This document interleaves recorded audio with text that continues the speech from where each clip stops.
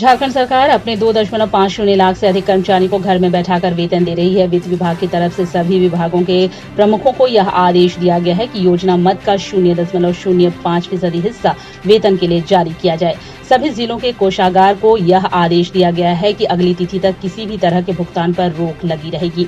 राज्य में संवेदकों, ठेकेदारों, आपूर्तिकर्ताओं और अन्य का बिल पिछले मार्च माह से पास नहीं हो रहा है।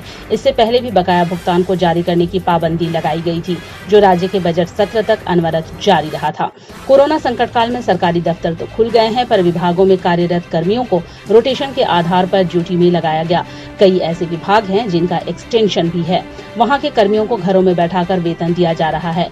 ये कर्मी फर्जी उपस्थिति बनाकर अपने वरीय अधिकारियों को दे रहे हैं, जिससे उनका वेतन तक बन रहा है। खासकर झारखंड राज्य खनिज विकास निगम, मार्केटिंग बोर्ड, पेयजल और स्वच्छता विभाग के अधीक्षण अभियंता स्तर के क्षेत्रीय कार्यालय, वर्क्स डिपार्टमेंट के क्षेत्रीय कार्यालयों, मानव संसाधन विभाग में भी वेतन मद के पैसे के लिए अलग अलग नियम बनाए जा रहे हैं। वहीं कोरोना संकट में दिन रात काम कर रहे नगर निगम और स्थानीय निकायों के सफाई कर्मियों, टैंकर चालकों का 4 दिन का पैसा सरकार की तरफ से काट लिया गया है। सरकार के वित्त मंत्री डॉक्टर रामेश्वर उरांव का कहना है कि हम लोग आर्थिक वित्तीय संकट से गुजर रहे हैं, इसलिए सरकार की तरफ से पेट्रोल और डीजल में जीएसटी की अधिसीमा हटा दी गई। शराब की बिक्री की अनुमति दी गई।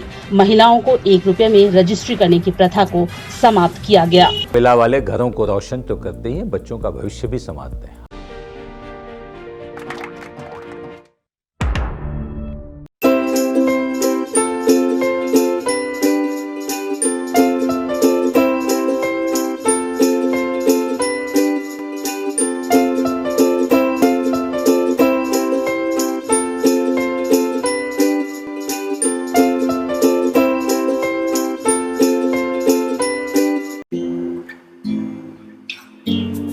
हर घर चुपचाप से ये कहता है, अच्छा लगता है जब सब कोई अंदर रहता है।